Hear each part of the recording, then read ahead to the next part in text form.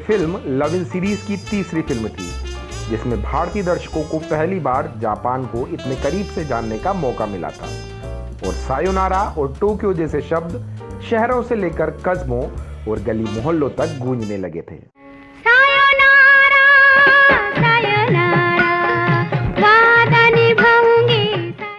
Joy Mukherjee और मोहम्मद रफी की जुगलबंदी मशहूर थी। ये इस दौर की फिल्म थी जिस दौर में जॉय मुखर्जी के सितारे बुलंद थे और उनकी चॉकलेटी हीरो की इमेज की बदौलत उनकी हर फिल्म उस साल की टॉप 5 फिल्मों में शामिल होती थी। ओ मेरे शाह खुबा, ओ मेरी जान। आशा पारेख को इस गाने में रफी साहब की आवाज पर एक्टिंग करनी पड़ी थी, जो उनके लिए बहुत असहज कर देने वाली बात थी। इसके बाद लता मंगेशकर को ना चाहते हुए भी बिल्कुल रफी साहब की ही तरह गाने गाने पड़े थे, जिससे वो संगीतकार शंकर जयकिशन पर भड़क गई थी। तुम मेरे पास होते हो, कोई दूसरा नहीं। लेकिन क्या आप जानते हैं कि रिकॉर्डिंग के दौरान रफी साहब की कंघी ने इस गाने को ओके कर दिया था और ये इशारा पाते ही साजिंदों ने अपने वाद्य यंत्र समेटने शुरू कर दिए थे। इसके बाद शंकर जयकिशन नाराज हो गए थे। तुम हो सहरा में, तुम गुलिस्तान में। एक तरफ लता मंगेशकर नाराज थीं, तो दूसरी तरफ संगीतकार शंकर जयकिशन। फिर फिल्म के गाने कैसे रिकॉर्ड किए गए, इनकी रिकॉर्डिंग के दौरान स्टूडियो में कैसी कैसी घटनाएं हुई, लता जी जैसी बड़ी गायिका और संगीतकार की नाराजगी को रफी साहब ने कैसे दूर किया, हम इस वीडियो में यही सब बताने वाले हैं, तो बने रहिए हमारे साथ।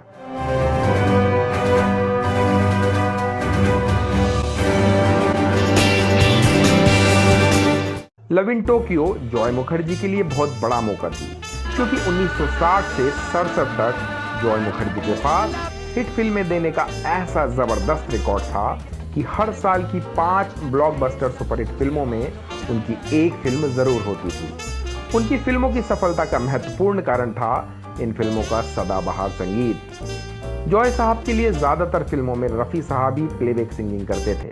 मुझे इश्क है तुझी से, बहुत शुक्रिया,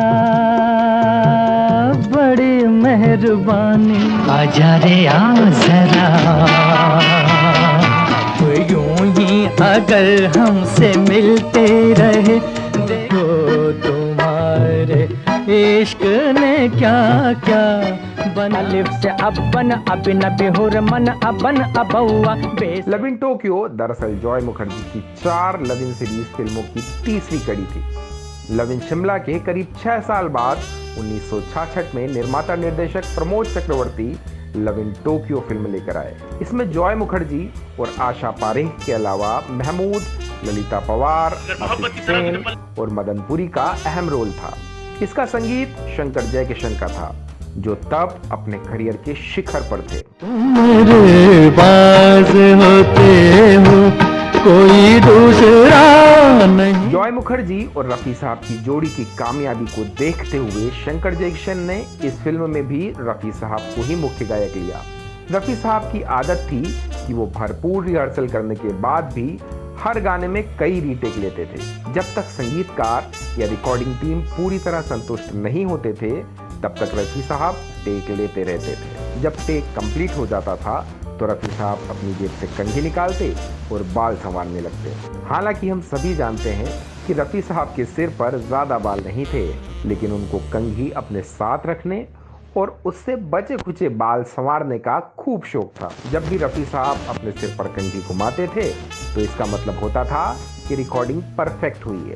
उस दिन जब इस गाने की रिकॉर्डिंग हो रही थी तो सारे साजिंदे जानते थे कि ये काम बहुत देर तक चलेगा। फिल्म इंडस्ट्री में शिफ्ट के बाद एक्स्ट्रा काम करने की फीस अलग मिलती है, तो कई साजिंदे एक्स्ट्रा फीस के लिए देर तक काम करना पसंद भी करते थे। लेकिन उस दिन ऐसा हुआ कि जैसे ही 2 टेक पूरे हुए, वैसे ही रफी साहब ने अपनी जेब से कंघी निकाली और बाल संवारने लगे। ये देखकर साजिंदों ने समझ लिया कि गाना कंप्लीट हो गया है, इसलिए वो भी अपने वाद्य यंत्रों को समेटने लगे। ओ मेरी जान जनाना। उन दिनों लाइव रिकॉर्डिंग होती थी और गायक को साजिंदों की मौजूदगी में गाना होता था। जब शंकर जयकिशन ने स्टूडियो में साजिंदों को वाद्य यंत्र उठाते हुए देखा तो वो गुस्सा हो गए उन्होंने तब तक रिकॉर्डिंग को ओके नहीं किया था और न साजिंदो को उठने का इशारा किया था। इसलिए जय किशन फौरन अंदर गए और साजिंदो को डांटने लगे कि तुम लोग मेरे कहे बिना सामान क्यों उठा रहे हो। तब एक साजिंदे ने जवाब दिया कि जय किशन भाई, गलती हमारी नहीं है, आप रफ़ी साहब को देखिए, वो अपने बालों में कंघी कर रहे हैं। तो हमें लगा कि टेक फाइनल हो गया। जब जय किशन ने रफ़ी साहब को देखा तो उनका गुस्सा गायब हो गया और उन्हें बालों में कंघी करते देख मुस्कुराने लगे और सब साजिंदों को रिकॉर्डिंग पूरी होने का इशारा कर दिया। मेरे पास होते हो कोई दूसरा नहीं होता। लव इन टोक्यो बहुत बड़ी हिट साबित हुई और इसके गाने हर चौराहे पर गूंजने लगे। ले गई दिल गुड़िया जापान की, आँखों से दिल में समा, आजा रे आ जरा। सहारा हो तो ऐसा हालात, आया मेरे द्वारे, सायोनारा सायोनारा। इस गाने में आशा पारेख ने अपने बालों में जो रबर बैंड लगाया है वो आज भी दुकानों पर लव इन टोक्यो नाम से दिखता है। अब बात लता मंगेशकर की। एक इंटरव्यू में जब उनसे ये पूछा गया कि कई बार म्यूजिक कंपोजर आपसे बिना वजह हाई पिच पर गाने गाने को क्यों कहते थे, तो लता दी ने कहा कि ये बिल्कुल सच है। मैं आपको 2 उदाहरण देती हूँ। फिल्म जंगली का ये गाना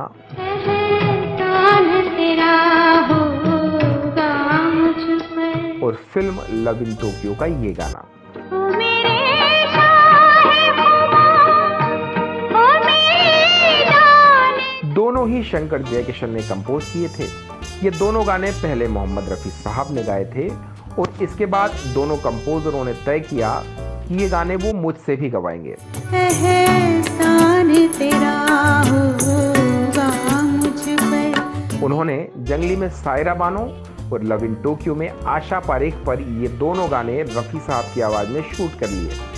सायरा बानो और आशा पारेख ने रफ़ी साहब की आवाज़ में इन गानों पर एक्टिंग की। ये दोनों गाने फिल्माने के बाद शंकर जयकिशन मेरे पास आए और मुझसे ठीक रफ़ी साहब की ही तरह गाने को कहा।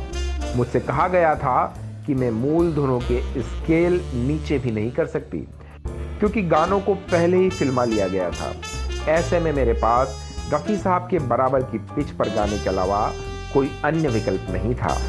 मुझे याद है कि मेरे लिए वो कितना कठिन था और इस बात के लिए मैं शंकर जयकिशन से काफ़ी नाराज़ भी थी। लव इन शिमला और लव इन टोक्यो फिल्म की सफलता को देखते हुए लव इन बॉम्बे फिल्म भी बनी, लेकिन यह फिल्म औंधे मुँह गिरी। इस वीडियो में इतना ही दोस्तों, आपका बहुत बहुत धन्यवाद।